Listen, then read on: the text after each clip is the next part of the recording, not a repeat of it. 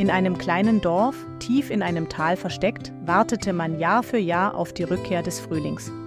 Nicht durch Kalender oder Wetterberichte, sondern durch ein uraltes Wunder. In der Nacht vor Ostern erschien sie, Liora, die Osterbotin, halb Hase, halb Licht, mit einem Umhang aus Moos und Blüten. Wenn sie durch das Land sprang, schmolz der letzte Schnee, die Blumen erwachten und die Vögel begannen zu singen. Doch in diesem Jahr blieb alles still. Kein Blühen, kein Zwitschern, kein Leuchten. Der Frühling kam nicht und niemand wusste warum. Niemand, außer einem Jungen namens Tavi, der noch an Wunder glaubte. Es war Ostersonntag und doch lag Schnee auf den Dächern. Kein Vogel sang, kein Licht durchbrach die Wolken. Der Garten lag still da, wie eingefroren vergessen.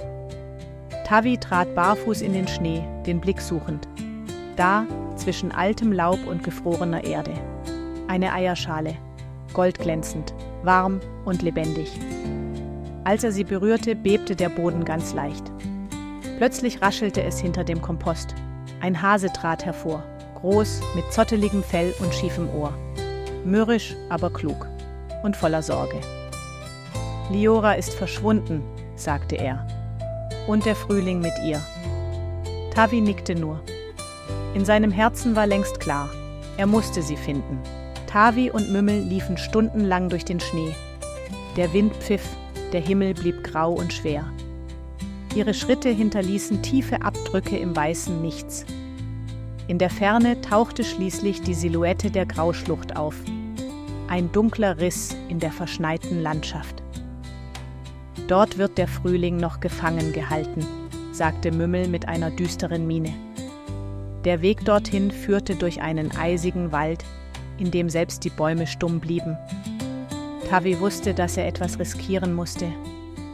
Und als sie den Rand des Waldes erreichten, spürte er die erste Veränderung.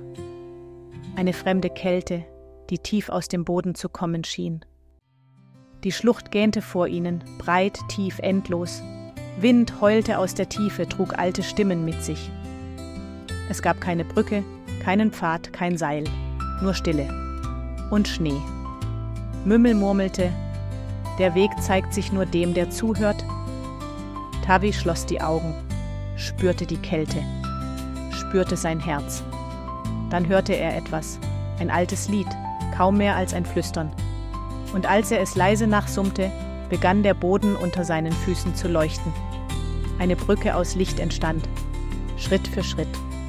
Und so wagten sie es und traten hinein in das Herz des Winters.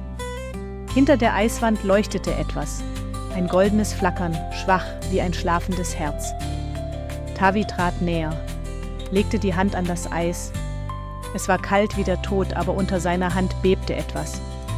Da erklang eine Stimme, tief, brüchig, wie Eis, das spricht.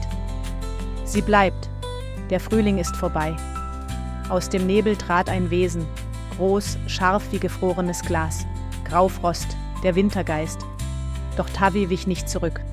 Statt zu kämpfen, sang er, ein altes Lied, voller Licht, Erinnerung und Liebe. Das Eis splitterte, Liora erwachte und der Frühling begann zu atmen.